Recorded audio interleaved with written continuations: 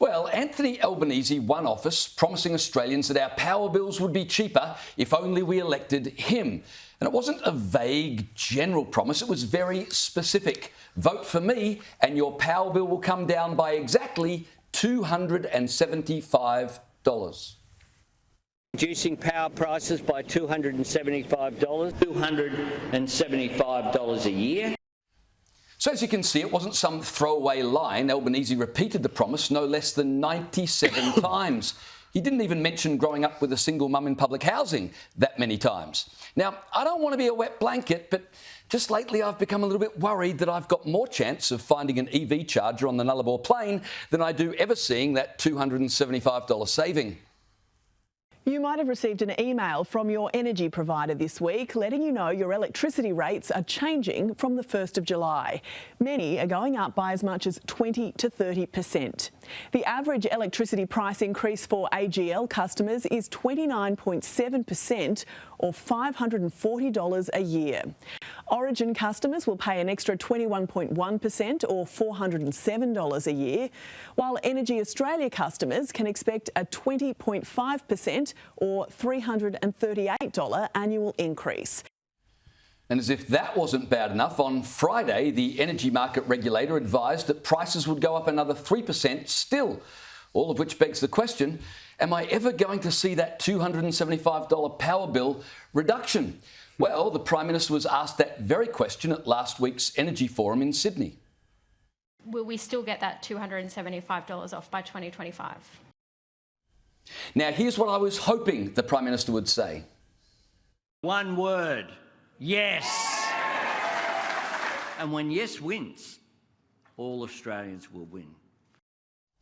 Well, it turns out that changing the Constitution is a simple yes or no, but as for the question of that $275 power reduction, it's a little more complicated. The Prime Minister squirmed in his seat, adjusted his tie, took a deep breath, and then explained that a dog ate his homework. Well, that, of course, was a projection by Reputex. Now in AFL, that's called a handball. It wasn't really a promise by Labor so much as a projection by energy price analysts Reputex. It's their fault, that whole $275 thing. They told me to say it. So there you have it.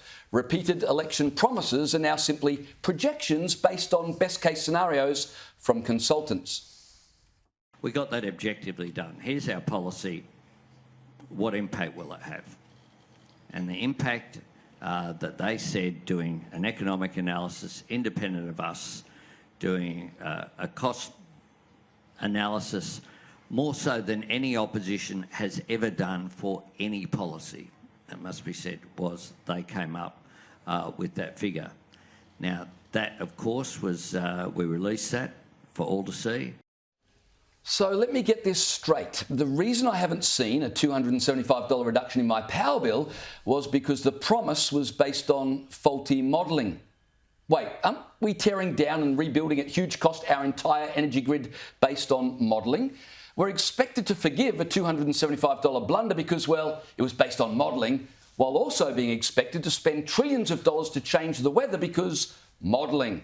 Now, to be fair, the modelling was done in December 2021 and Vladimir Putin invaded Ukraine in February of 2022.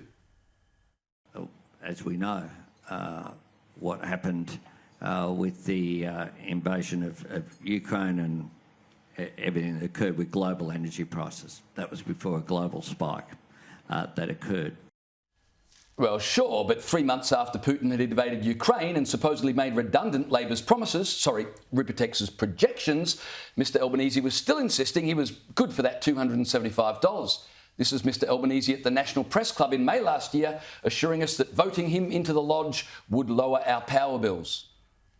But it's also the best way to cut power bills for families and businesses. It will save families $275 on average a year.